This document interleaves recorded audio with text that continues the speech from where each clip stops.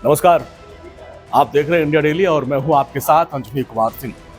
क्या दुनिया पर वर्ल्ड वॉर का खतरा मंडरा रहा है?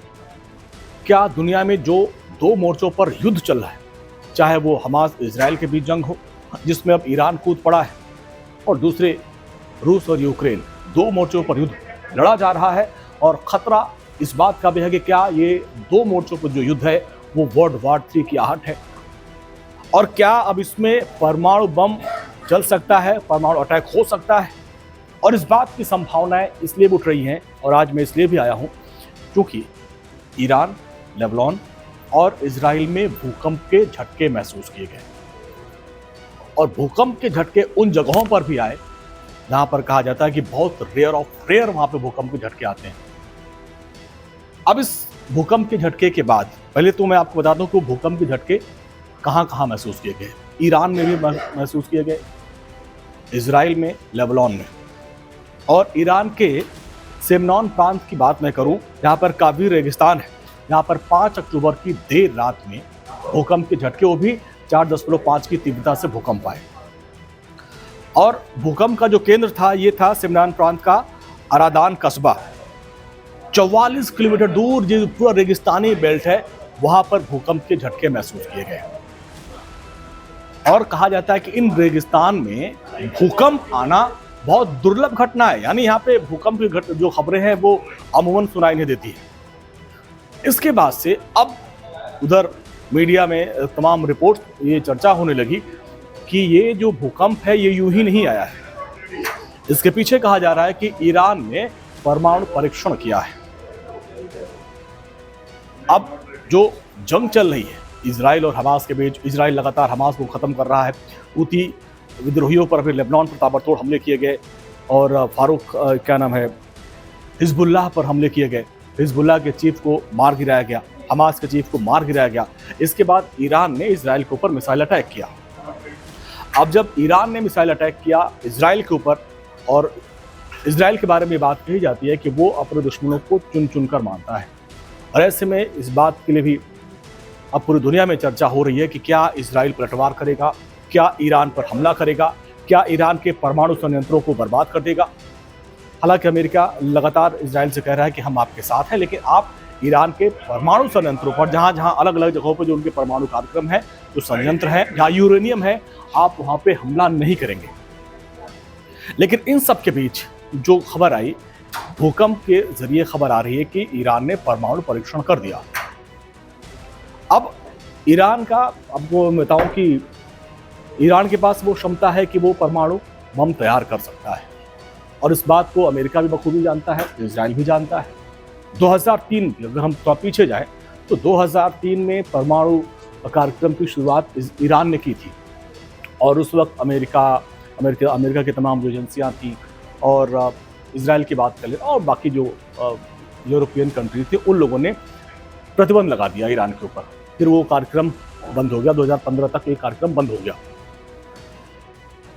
फिर इसके बाद माना जा रहा है कि अंदर खाने परमाणु जो उसका कार्यक्रम था वो ईरान चला रहा था, और कहीं न कहीं इसके पीछे रूस का भी हाथ है, रूस का सपोर्ट था, और इधर इजराइल के पीछे अमेरिका का हाथ है।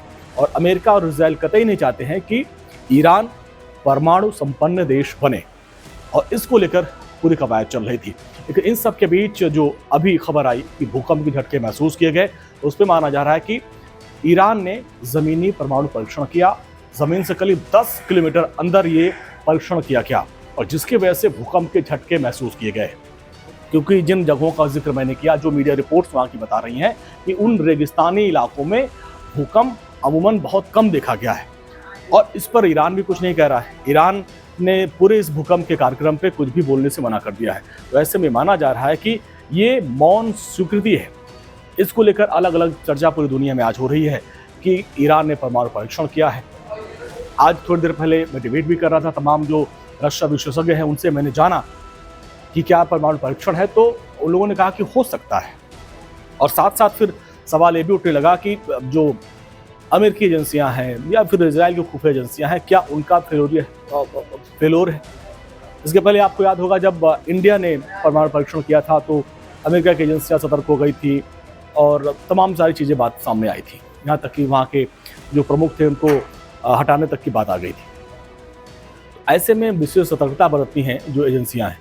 अब अगर वाकई जो ये भूकंप है वो परमाणु परीक्षण की वजह से हुआ, तो फिर इसमें जो हमने रक्षा विशेषज्ञों से बात की, उन्होंने कहा कि ये अमेरिका की फूक एजेंसियों का फेल्योर बताया जाएगा, क्योंकि वो पता नहीं कर पाए कि ईरान ने अभी जब जंग का माहौल है, जब ईरान ने इजराइल के ऊपर हमला किया, ताबड़तोड़ रॉकेट और ड्रोन से हमले किए, पूरे इजराइल को थर्राया और इजराइल की तरफ से ताबड़तोड़ पलटवार किया जा रहा है। हालांकि अभी ईरान के ऊपर डायरेक्ट हमला इजराइल ने नहीं किया, वो अभी भी अपने मकसद पे कायम है कि उसको हमास, हिजबुल्ला और हूती जो ये विद्रोही है जिनको वो आतंकवादी कहता है, उनको नष्ट करना है।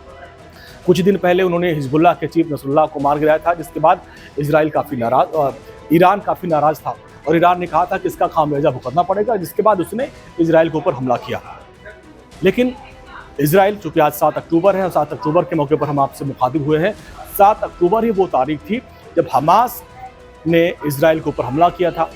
हज़ारों इजरायली नागरिक मारे गए थे, सैकड़ों को बंधक बना लिया गया था और उन्हीं बंधकों को छुड़ाने के लिए और अपने दुश्मनों को चुन चुनकर मौत के घाट उतारने के लिए इजराइल ने भीषण जंग की और 1 साल से युद्ध जारी है। गाजा पट्टी और फिलिस्तीन के तमाम इलाकों में तहलका तबाही मचा दिया।